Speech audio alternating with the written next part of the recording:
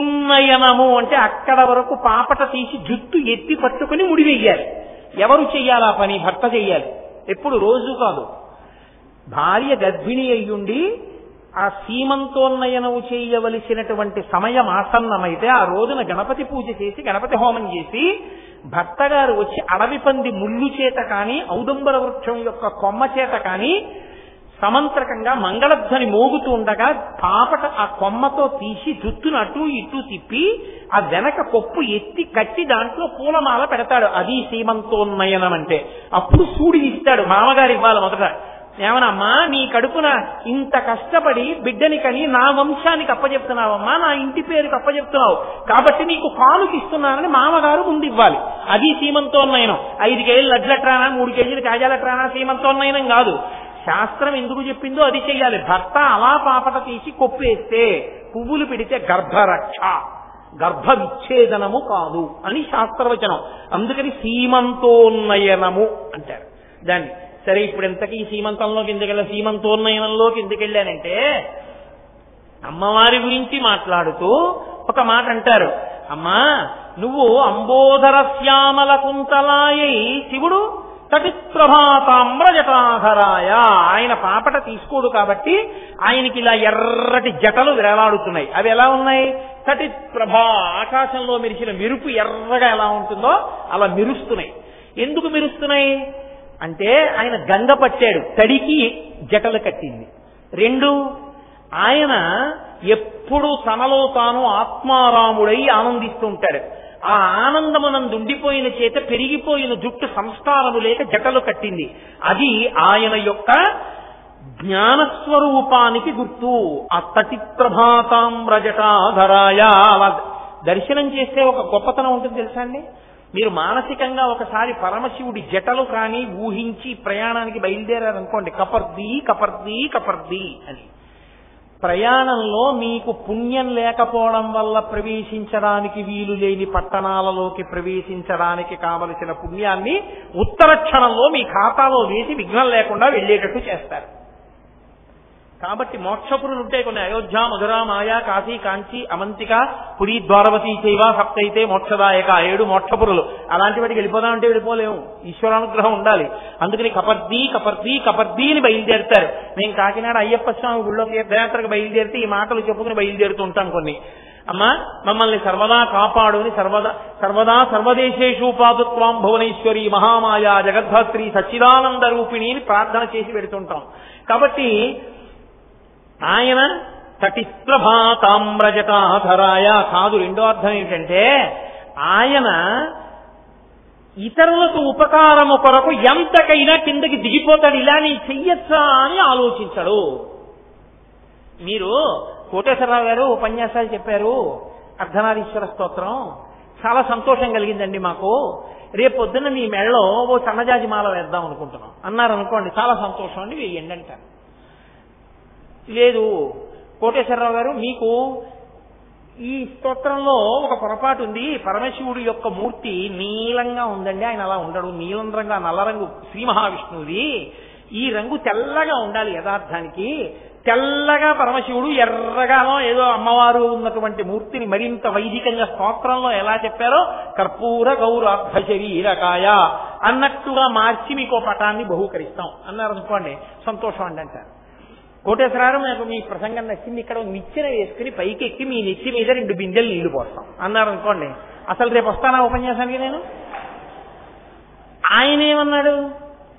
పరమశివుడు అయితే అన్నాడు, భగీరథుడు ఎప్పుడో వాళ్ళ వంశంలో వాళ్ళు బూడిదైపోయారు, పాతాళ లోకంలో పడిపోయి ఉన్నాయి బూడిద కుప్పలు, గంగ ప్రవహిస్తే తప్ప వాళ్ళకి ఉత్తమగతులు లేవు. అందుకని మళ్ళీ పరమశివుడు తప్ప పట్టగలిగిన వాడు లేడు.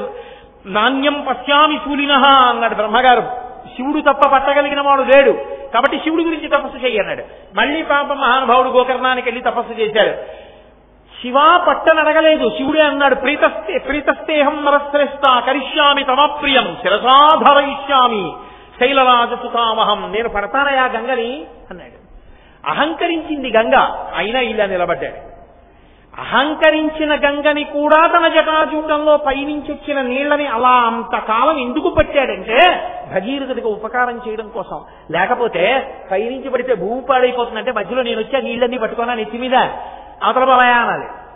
ఒక్క భగీరథుడి కోసం భగీరథుడి తపస్సు వల్ల భగీరథుడి భక్తికి లొంగిపోయి తల మీద నీళ్లు పట్టినవాడు, లోకమంతా కళంకమున్నవాడని కోడై కూసిన చంద్రుణ్ణి నెత్తి మీద పెట్టుకున్నవాడు మహానుభావుడు పరమశివుడంటే వీడి కోసం నేను ఇంత దిగజారడమా అని చూడడం, భక్తితో ఉన్నవాడి కోసం ఎంతకైనా కిందకు వచ్చేస్తారు. అది చెప్పడం కటిప్రభాతామ్రజటాధరాయ నిరీశ్వరాయై నిఖిలేశ్వరాయ.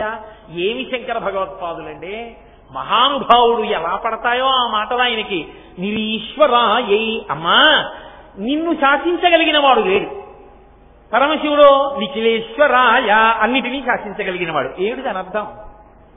నిరీశ్వరాయై అంటే మరి పరమశివుడు శాసించడా అండి అని కాదు, పరమశివుని శక్తియే అమ్మవారు. శక్తి శివుడు వేరుగా ఉండరుగా. కారు యొక్క పరిగెత్తగలిగిన శక్తి వేరుగా ఉంటాయా? పాలు పాల తెల్లతనము వేరుగా ఉంటాయా? పువ్వు యొక్క సౌరభము వేరుగా ఉంటుందా? రత్నము రత్నప్రభ వేరుగా ఉంటాయా? దీపము దీపపు కాంతి వేరుగా ఉంటాయా? సుందరకాండలో సీతమ్మ తల్లి అంటుంది, శక్త్యా లోభయితున్నాహం ఐశ్వర్యేణ ధనేనవా అనన్యే రాఘవేణాహం భాస్కరేణ ప్రభాయదా అంటుంది. సూర్యుడు ప్రభ ఎలా కలిసి ఉంటాయో పిచ్చాడా రావణ, నేను రామచంద్రమూర్తి అలా కలిసి ఉంటాను రా అంటుంది. విడదీయలేవురా అంటుంది. వాళ్ళిద్దరూ ప్రకృతి పురుషులై అలా కలిసి ఉంటారు. వాగర్భ వివసంపృక్తం వాగర్భ ప్రతిపత్తయే జగత పితరం వందే పార్వతి పరమేశ్వరం అంటాడు కాళిదాసు. వాక్యము అర్థము కలిసి ఉన్నట్టు కలిసి ఉండేటటువంటి వాళ్ళు. కాబట్టి ఒకరి మీద ఒకరికి పెత్తనం అన్నమాట ఎక్కడ వస్తుంది? నా శక్తి నేను చెప్పినట్టు వింటుంది, నా శక్తి నాకు ఉపయోగపడుతుంటుంది. శక్తి తాను ఒకరికొకరు ఆశ్రయించి ఉంటారు. వాళ్ళ మధ్య భేదమే ఉండదు. కుడి చెయ్యి దోమని కుడుతుంది, ఎడం చెయ్యి ఇక్కడ ఏదైనా ఇలా వచ్చేస్తుంటే మీదకి ఇలా తోసేస్తుంది. అంతేగాని కుడి చెయ్యి ఏం తోసట్లేదని ఎడం చెయ్యిని కొట్టడం, ఎడం చెయ్యి కుడి చెయ్యిని కొట్టడం అలా ఉంటుందా ఎక్కడన్నా లోకంలో? అలా ఉండదు. రెండు ఒకటే. కాబట్టి వాళ్ళిద్దరి మీద అధికారులు లేరు, ఇద్దరే పతాక స్థాయిలో నిలబడిపోయిన వారు. నిరీశ్వరాయై నిఖిలేశ్వరాయ. అందుకే కొన్ని చోట్ల అమ్మవారు పరిపాలిస్తుంది, కొన్ని చోట్ల అయ్యవారు పరిపాలిస్తారు. ఏ పేరు పెట్టి పరిపాలించినా పరిపాలించేది వాళ్లే.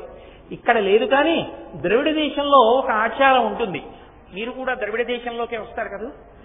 ద్రవిడ దేశంలో ఒక ఆచారం ఉంది. అందులో ఒక మాట అడుగుతుంటారు. పెళ్లి చూపులకి వెళ్తే ఏదో అమ్మాయి ఇంటికి వెళ్ళారనుకోండి, ఆ వెళ్ళిన వాళ్ళని ఏదో కొంచెం ఆడపిల్ల తల్లి ఎక్కువ మాట్లాడుతోంది అనుకోండి, ఏమిటండి ఇంట్లో ఆడపిల్లమా అని అడగరు. ఈ ఇల్లు మధురయ్య అండి చిదంబరం అండి అని అడుగుతారు లౌక్యంగా. మధురై అంటే అర్థం ఏమిటంటే మీనాక్షి పరిపాలిస్తుంది, సుందరేశ్వరుడు లోపల ఉంటాడు. చిదంబరం అంటే అర్థం ఏంటంటే నటరాజస్వామి గారు పరిపాలిస్తుంటారు, శివకామ సుందరి లోపల ఉంటుంది.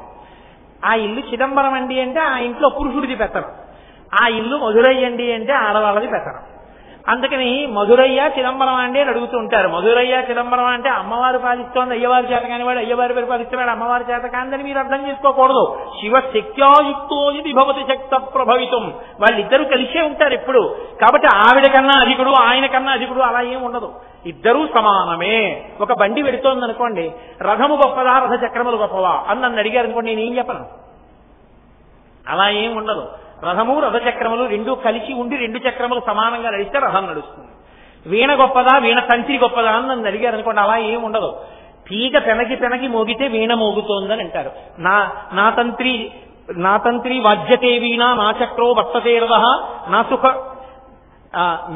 నాపతి సుఖమేదేత యస్యాదపి శతాత్మజ అంటుంది అయోధ్యకాండలో సీతమ్మ తల్లి. వీణ తీగ పెనగి మోగుతుంది, వీణ మోగిందంటారు. రథచక్రములు దెబ్బలు తిని నడుస్తాయి, రథం నడుస్తోందంటారు. భర్త కష్టపడి సంపాదించి పెద్ద పండక్కి తీసుకొచ్చి అల్లుడికి అన్నీ తయారు చేస్తాడు. అత్తారింటికి వెళ్ళానని అల్లుడు అంటాడు. ఆయన వలన ఆమెకి కీర్తి వస్తుంది, ఆమె వలన ఆయనకి గౌరవం నిలబడుతుంది. వాళ్ళిద్దరిలో ఎవరికన్నా అధికులంటే అది అర్థం లేని మాట. నిజ తపఫలాభ్యాం వాళ్ళిద్దరూ ఒకరి కొరకు ఒకరు పుట్టారంతే.